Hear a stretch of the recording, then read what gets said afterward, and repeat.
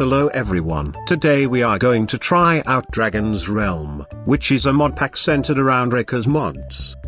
As we spawn, we are welcomed by 8 different books. But we are going to see them in detail later on. For the moment, we shall explore this new world, where there are quite a few interesting things. Such as weird structures that will turn our life into black and white if we get too close by. We also have colorful trees with cryptic names. And weird crystals on the surface. However, since we could only find frozen biomes in this world, we decided to try making a second save. And this time we found out how cool the rivers look in this pack. However, in this save we could only find desertic biomes, so let's try again. Third time the charm, we now have a proper spawn. With a beautiful colorful forest close by. And we also have both a desert and some snow too. So, we pick a place where we can start founding our base and do the usual vanilla things to get started. And, once the night comes, we go explore the caves under the surface. Where we find some quite interesting things. Such as weird geysers and random ore clusters. And our exploration was quickly blocked by an uranium vein. Getting close by will hurt us, but, luckily, we will be kept with 1 HP. So, we leave the important stuff behind, take a breath and go try to remove the uranium.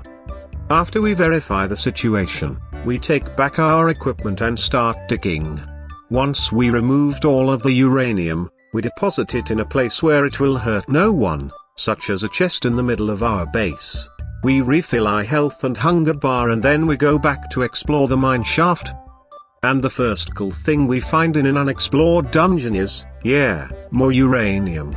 This time, let's try a different route. And we now have found a monolith and a sleepy gas vent. Then we find a different poison source, a cave spider spawner. Before venturing any further, let's collect some iron to make an armor. Here ores spawn in veins, not as big as Gregtech ones, but not as small as vanillas. With our new armor, we can get rid of the spawner, while also getting high on achievements. Behind this annoyance, we find a tin ore vein, which puts to use the textures from all the mods in the pack. And after more exploration, we have found a third source of poison, gas vents. One last thing I'd like to show you is the looks of lava lakes. The lava stone makes them look way cooler, but also even more annoying than vanilla ones. Anyways, everything looks cool, but our main focus should be to collect some of each material we can manage to find. And, once we get home, we get reminded of the good old times, when you had the same ore from different mods, and we now have 7 different forms of copper. 8 different copper ores. Now that we have all that loot, we can smelt down a tiny amount of it and use that for some ore doubling machine. We shall use the good old trusty pulverizer. And we quickly set it up with an even older and trustier buildcraft engine. This machine will also turn each mineral into a dust of the same mod.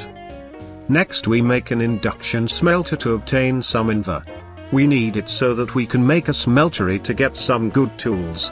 Or so we thought, until we noticed we also need steel for a smeltery that only goes up to 600 degrees. So, instead, we go for a paper flint pickaxe, which we empower with a diamond to make it diamond-like but flint repairable.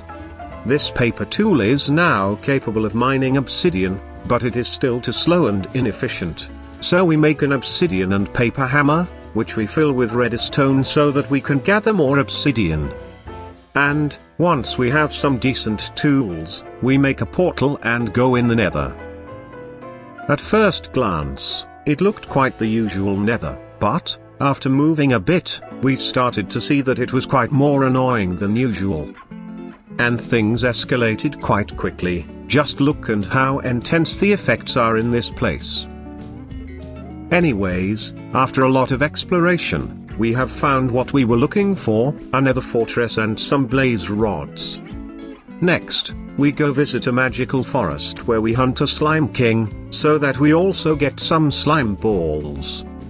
And I gotta say, just checking out that 3 cleaned out my eyes from that hellish place we just run away from. Once we get home, we use our new loot to craft and build a blast furnace. We went with the Railcraft one. And it was when we tried to use it, that we found out something was wrong. Apparently, both Railcraft and immersive blast furnaces require some enriched coal to work. Luckily, we can quickly make it in a Buildcraft assembly table. So, we quickly make one, and also a laser to power it. We power it, and, after a bit of time, we get our enriched coal. And that machine just throws stuff on the ground. Now we can finally make some steel. We shall use the first ingots to make our first Reika machine, a O2E craft blast furnace. Now, the temperature on that furnace is quite low. To make it go at a usable temperature, we have to place it over a metric cube of hot magma. Once it reaches 600 degrees, we can finally use it to make the most used metal of the whole mod pack, HSLA steel. And our first usage for it shall be a work table, required to make RF cables.